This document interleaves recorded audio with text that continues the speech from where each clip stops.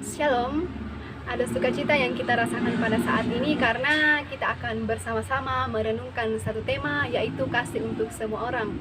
Namun sebelum itu, mari kita berdoa.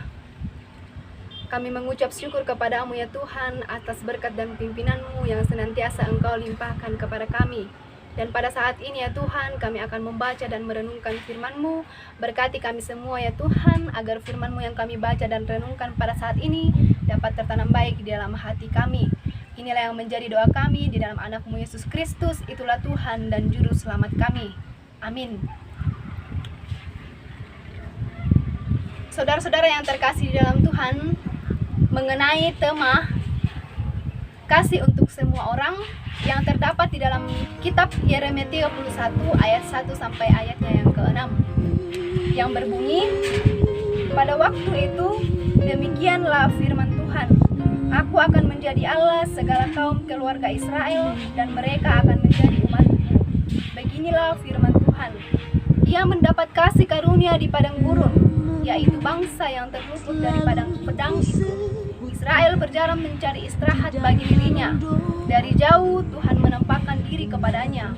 Aku mengasihi engkau dengan kasih yang kekal, sebab itu aku melanjutkan kasih setiaku kepadamu.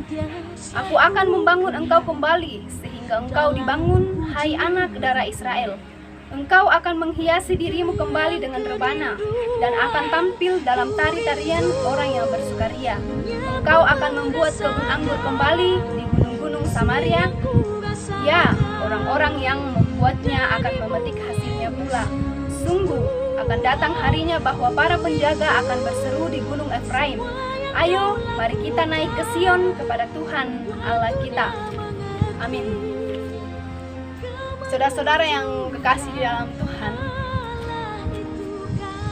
jika kita mendengar kata kasih, apakah di dalam kehidupan kita, kita sudah menabur kasih kepada semua orang? Dan apakah di dalam kehidupan kita, kita sudah menampakkan kasih kepada sesama kita? Perlu kita ingat bahwa jika kita mengasihi semua orang yang ada di sekitar kita, berarti kita telah menjalankan kasih yang diperintahkan Tuhan kepada kita. Kita telah menjalankan kasih yang ada di dalam pembacaan kita ini. Hal tersebut juga ditegaskan di dalam pembacaan kita dalam Yeremia, bahwa Allah terus mengasihi semua kaum Israel. Allah kembali menegaskan bahwa bukan hanya kepada orang Yehuda yang dikasihi, tetapi juga kepada semua kaum orang Israel. Sama halnya di dalam kehidupan kita, Tuhan selalu memberikan kasih kepada kita. Akan tetapi terkadang kita menyakiti hati Tuhan. Banyak hal yang kita lakukan di sekitar kita, banyak hal yang kita lakukan terhadap sesama kita yang membuat hati Tuhan terluka.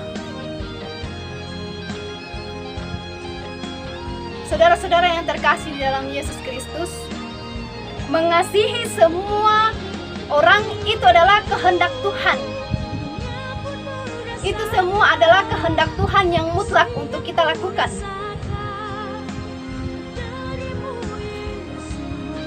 Karena kasih adalah sebuah kata yang mudah kita ucapkan, tetapi tidak mudah untuk kita lakukan.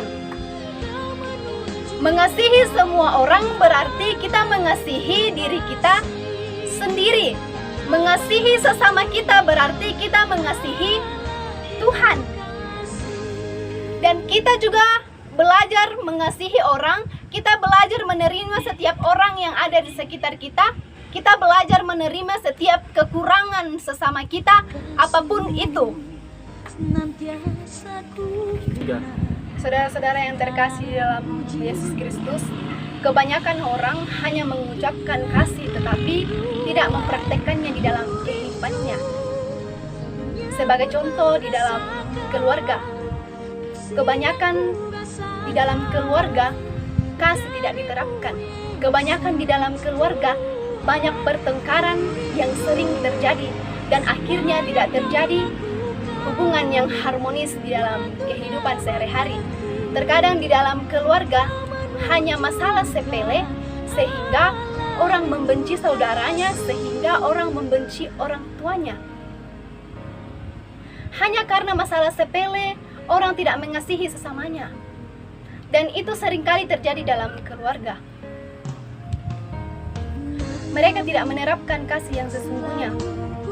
Perlu kita tahu bahwa jika kita hidup di dalam kasih itu sungguh sempurna di mata Tuhan.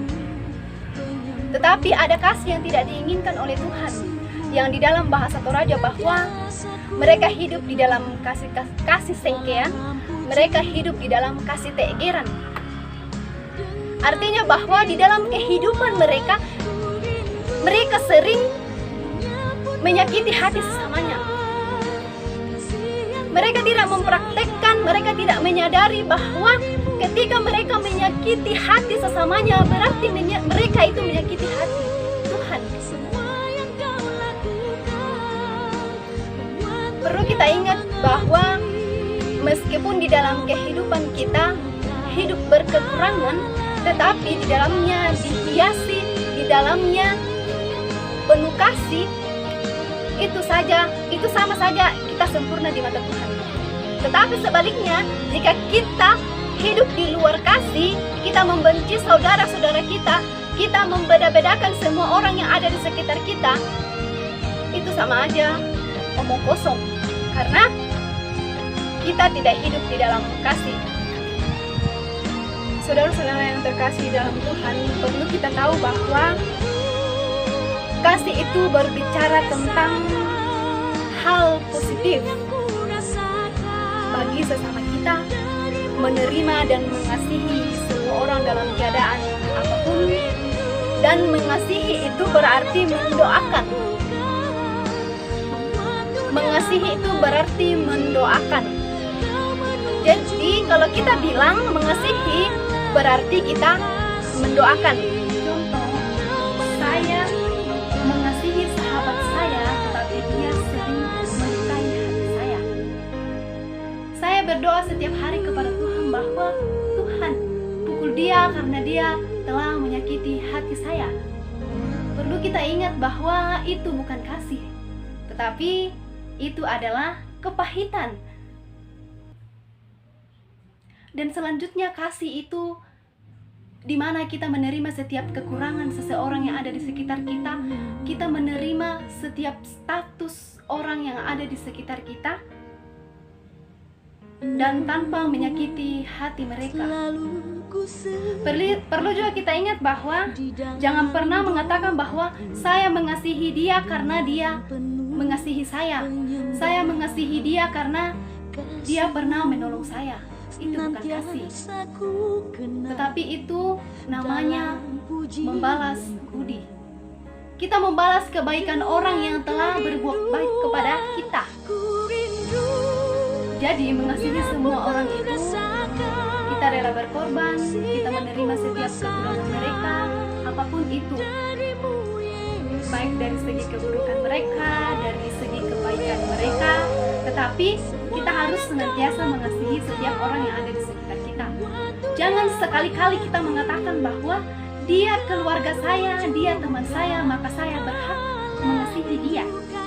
Tetapi yang diinginkan Tuhan adalah apapun status orang itu, apapun keadaan orang itu, baik mereka keluarga saya, baik mereka bukan keluarga saya, tetapi saya tetap mengasihi mereka seperti Tuhan mengasihi saya.